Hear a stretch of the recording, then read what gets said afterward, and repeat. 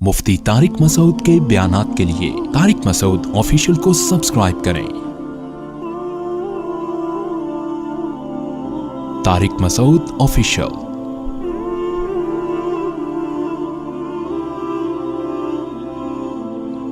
ہمارے ایک جاننے والے ڈاکٹر ہیں، وہ کہتے ہیں میں نے سنا تھا کہ نافرمان کی روح بہت مشکل سے نکلتی ہے اور جو نیک لوگ ہوتے ہیں ان کی روح آسانی سے نکلتی ہے۔ تو میں تو جب گیا یورپ میں تو میں نے بہت سے گوروں کو بڑے آرام سے مرتے ہوئے دیکھا اور بہت سے نیک لوگوں کو بڑی مشکل سے مرتے ہوئے دیکھا۔ تو یہ کیا ہے؟ تو کہہ رہے ہیں مجھے تو اسلام کے بارے میں اشکالات شروع ہو گئے۔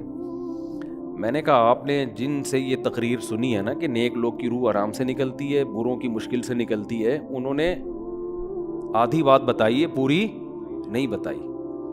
میں نے کہا یہ تو صحابہ کے دور میں نے کہا اگر آپ حدیثیں پڑھ لیتے، ایک آیت سے کبھی تھوڑی مسئلہ حل ہوتا ہے۔ آپ کسی کی ایک بات لے رہے ہیں، دوسرے موقع پہ جو اس نے تشریح کی ہے وہ آپ نہیں لے رہے۔ میں نے کہا معاذ اللہ، اگر کسی کی کوئی موت کی کسی کو بہت تکلیف ہو رہی ہے، یہ اس معاذ اللہ اس کے برے ہونے کی علامت ہے، تو یہ تو پھر کفر ہے۔ احادیث میں آتا ہے کہ آپ صلی اللہ علیہ وسلم کو موت کی تکلیف دوسروں سے زیادہ ہوئی ہے۔ آپ صلی اللہ علیہ وسلم فرمایا اوعکو کما یوعکو رجلان منکم، مجھے بخار میں اتنی تکلیف ہوتی ہے جتنی تم میں سے دو آدمیوں کو ہوتی ہے۔ آپ پر جب بیماری آتی تھی نا، آپ کو تکلیف دوسروں سے زیادہ ہوتی تھی۔ اور امی عائشہ رضی اللہ تعالی عنہا فرماتی ہیں کہ نبی صلی اللہ علیہ وسلم کا سر مبارک میری گود میں تھا جب آپ کی روح نکلی ہے، اور آپ کی جو میں نے موت کی تکلیف دیکھی ہے، جس شدت میں آپ جس تکلیف میں تھے، اس کے بعد مجھے کسی کی موت کی جو آسانی سے کوئی دنیا سے گیا ہو نا، اس کے مرنے پر مجھے کبھی رشک نہیں آیا۔ رشک کا کیا مطلب؟ کہ بھئی یہ اتنی آسانی سے چلا گیا تو اس کا مطلب یہ زیادہ اچھا تھا، اور معاذ اللہ آپ صلی اللہ علیہ وسلم کے اعمال کم تھے، تو یہ تو ممکن نہیں ہے نا۔ کہتے ہیں مجھے کبھی کسی پہ رش نہیں آیا کہ آرام سے مر گیا تو بہت نیک ہوگا، ٹھیک ہے نا، بہت مشکل ہے سمجھانا۔ امی عائشہ فرماتی ہیں کہ یعنی امی عائشہ کی حدیث کا مفہوم بیان کر رہا ہوں کہ نبی صلی اللہ علیہ وسلم کی موت کے وقت جو تکلیف کی حالت تھی، اس کو جب سے میں نے دیکھا ہے، تو امی عائشہ کی بات کا خلاصہ یہ ہے کہ اب اگر میں کسی کو دیکھتی ہوں نا کہ آرام سے روح نکل رہی ہے، یعنی آرام سے مر رہا ہے، دنیا سے جا رہا ہے، تو مجھے اس پہ رش نہیں آتا کہ وہ بہت نیک ہوگا۔ کیا مطلب؟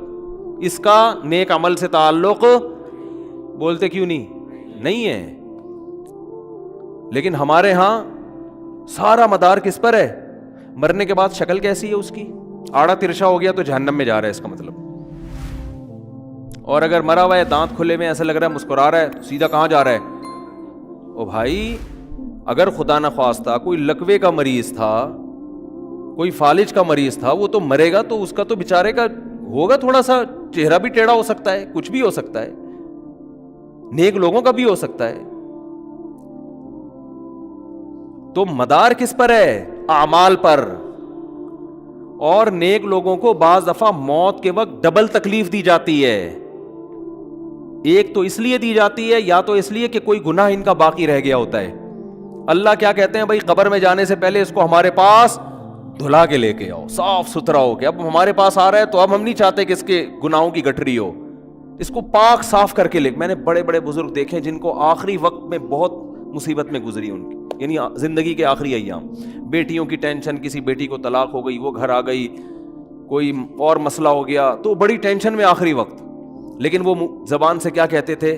شکر، کہ یار شاید اللہ تعالیٰ ہمارے گناہوں کو معاف کرنا چاہتا۔ اولاد کی حدیث میں آتا ہے کہ انسان کو اس کی گھر والی کی طرف سے، اس کی اولاد کی طرف سے، اس کے جسم کی طرف سے تکلیفیں پہنچتی رہتی ہیں اور اس کے گناہ معاف ہوتے رہتے ہیں، حتی لقی اللہ طاہرا مطہرا، جب اللہ کے پاس آتا ہے نیٹ کلین، بالکل گناہوں سے پاک صاف ہو گیا۔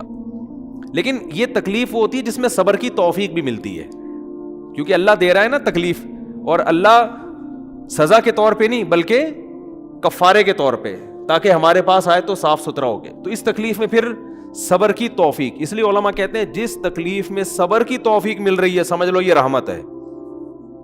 یہ کیا ہے؟ رحمت۔ یہ اللہ آپ کو بنانا چاہ رہا ہے کچھ۔ اب لوگ کہتے ہیں یہ والی تکلیف کیوں، وہ والی کیوں نہیں آئی، یہ تو بہت زیادہ ہو گئی۔ تو بھائی اللہ سے کوئی نہیں لڑ سکتا, وہ جو دے رہا ہے وہ اس پہ صبر کرو. اسی کو کہتے ہیں تقدیر پر رضا, جو اللہ نے مقدر کیا ہے بس ہم اس پہ کیا ہیں, کوشش کریں گے, اللہ سے عافیت مانگیں, اے اللہ ہمیں تکلیفیں نہیں چاہیے, ہم تو ویسے ہی کمزور ہیں, ایسا نہ ہو تکلیف میں اور ہی نافرمانی پہ نہ آ جائیں, ہمیں تو خوشیوں بھری زندگی چاہیے, اور اللہ ان خوشیوں میں شکر کی توفیق دے کے گناہ معاف کر دے, ٹھیک ہے نا. جیسے لوگ حکیم کے پاس جاتے ہیں, حکیم صاحب کے پاس 2 طریقے ہوتے ہیں علاج کے. ایک طریقہ تو یہ کہ بھائی یہ کڑوی گولی ہے, 2-3 کھاؤ گے فٹ فاٹ ہو جاؤ گے, اس میں یہ بھی پرہیز, یہ بھی پرہیز, یہ بھی پرہیز. اور ایک طریقہ ہوتا ہے بھائی دودھ جلیبی کھاؤ, علاج لمبا ہو جائے گا, لیکن وہ دوا میں کیا ہے, دودھ جلیبی. تو آپ کہتے ہو بھائی یہ دودھ جلیبی والا مجھے دے دو, ٹھیک ہے لمبا علاج کروا لوں گا, فائدہ دیر سے ہوگا, لیکن میں یہ کریلے کا جوس نہیں پی سکتا. تو ہم نالائق لوگ ہیں, شکر سے بھی انسان کے ترقی ہوتی ہے, تو اللہ سے یہی مانگنا چاہیے اللہ ہمیں نعمتیں دے, تکلیفوں سے بچا, اور شکر کی توفیق دے تاکہ ہمارے درجات بلند ہو. تو شکر کے بھی تو بڑے فضائل ہیں نا. تو مانگنے تو کیونکہ عبدیت اور غلامی کا تقاضا یہ ہے کہ اللہ سے عافیت مانگی جائے, لیکن اللہ تکلیف دے دے تو اس پہ صبر. تو ہمارے نبی صلی اللہ علیہ وسلم کو ہاں یا تو اس لیے تکلیف ہوتی ہے گناہ معاف, یا اس لیے کہ درجات بلند. اللہ چاہتا ہے کہ بھئی یہ دنیا آزمائش کی جگہ ہے, جب آخرت میں آنا تو اتنا تجھے نوازوں. تو ہمارے نبی صلی اللہ علیہ وسلم جنت میں آخرت میں سب سے اعلیٰ مقام کس کا ہوگا, سید الانبیاء محمد صلی اللہ علیہ وسلم کا, حضرت آدم سے بھی زیادہ, نوح علیہ السلام سے بھی زیادہ. تو اللہ نے فرمایا کہ آپ کو پروٹوکول دینے کے لیے آخری جو اب آپ کا آخرت کا سفر ہے نا, اس میں مادی تکلیف آپ کو دوسروں سے زیادہ دی جائے گی. یہی وجہ ہے کہ حضرت فاطمہ رضی اللہ تعالی عنہا آپ کی چہیتی بیٹی, جب انہوں نے آپ صلی اللہ علیہ وسلم کی اس تکلیف کو دیکھا نا, جو موت کے وقت تکلیف تھی اور جو بخار کی شدت تھی, واہ کرب ابتا, فرماتی تھی ہائے میرے والد کا کرب. بہت زیادہ غمزدہ ہو گئی ان کو دیکھ کر کس قدر تکلیف میں ہے.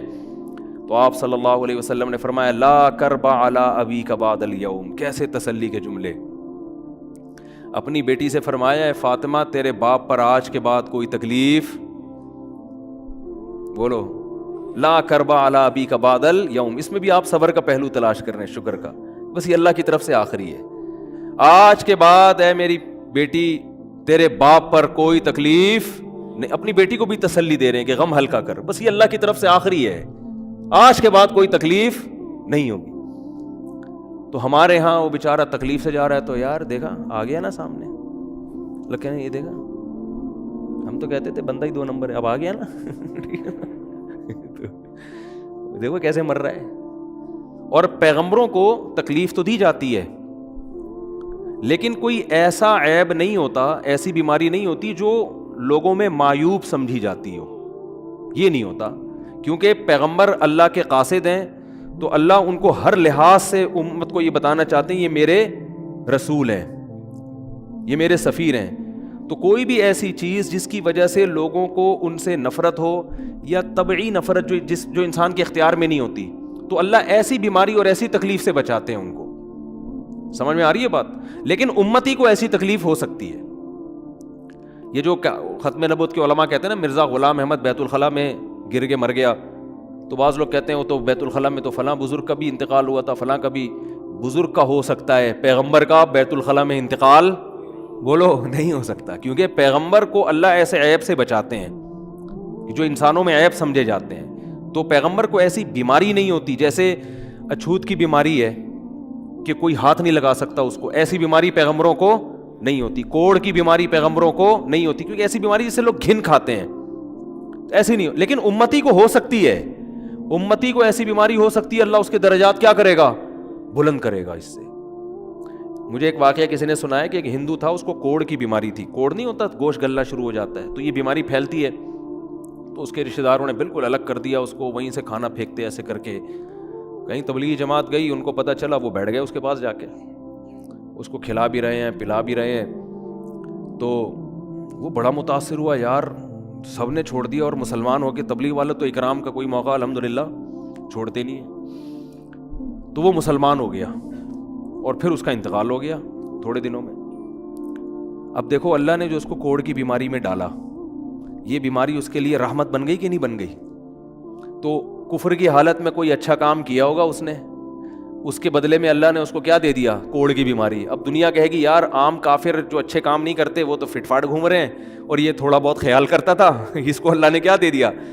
بھائی اس کو دیا اس لیے کہ اللہ کو پتا ہے کہ جی کوڑ میں ہوگا تو تبلیغ والے آئیں گے, اس کی آؤ بھگت کریں گے اور یہ کیا ہو جائے گا؟ اسلام میں داخل ہو جائے گا. تو اللہ کے کام ہے, یہ اللہ ہی بہتر جانتا ہے. تو بعض دفعہ اللہ تکلیف میں ڈالتے ہیں تاکہ آپ کے گناہ دھل جائیں. تو اس لیے موت کی جو تکلیف ہے نا, اچھا اور عین ممکن ہے کوئی بہت بڑا بدماش ہو, بڑے آرام سے مر جائے وہ, اور مرنے کے بعد ایسی خوبصورت اسکن ہو جائے اس کی, کیونکہ اسکن کی اچھے یا برے ہونے کا تعلق موسم سے ہے, جینے, ٹھیک ہے نا. جس کو برین ہیمریج ہوتا ہے تو چہرہ خراب ہوتا ہے, چاہے وہ نمازی ہو. میں نے ایسے پکے نمازیوں کو جن کی نماز کی حالت میں ڈیتھ ہوئی ہے, ان کو دیکھا موت کے بعد ان کا چہرہ کالا ہو گیا.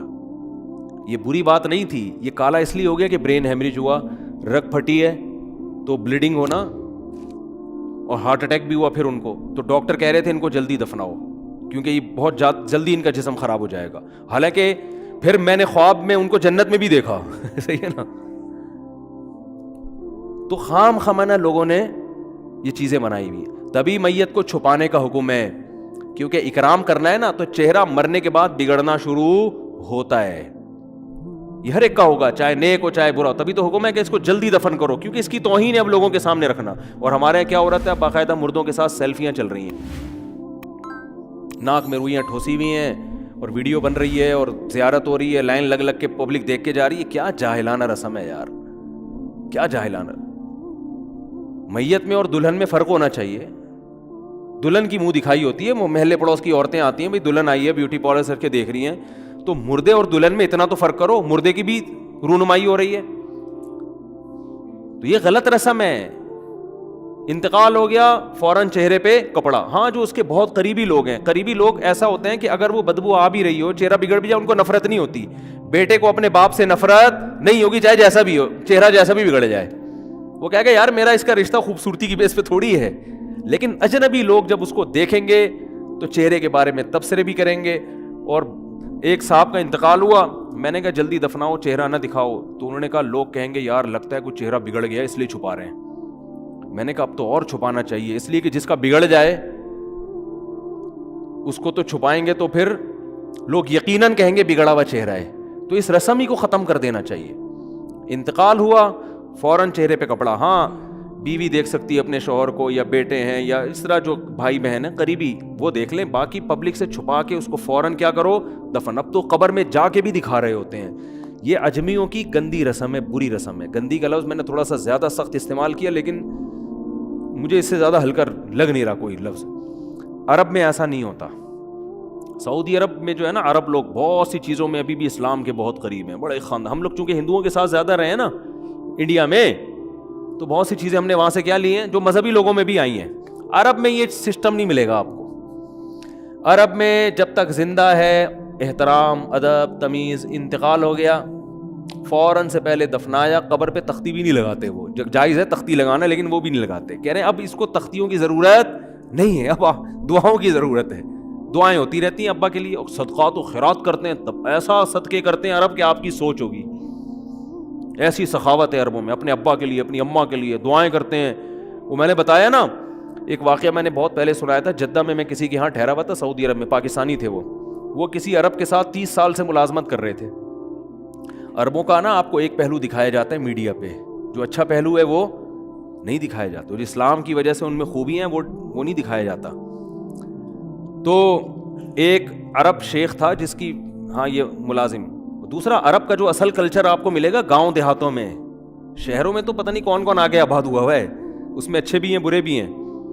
کہہ رہے ہیں میں نے دیکھا کہ وہ ایک عرب شیخ اپنی فیکٹری سے نکلا, میں تو ایک بھکاری آیا, اس نے اللہ کے نام پہ کچھ مانگا. اس کے پاس پتہ نہیں تنخواہ بانٹنے نکل رہا تھا, کیا نکل رہا تھا, اس کے پاس بہت سارے پیسے تھے, ریال.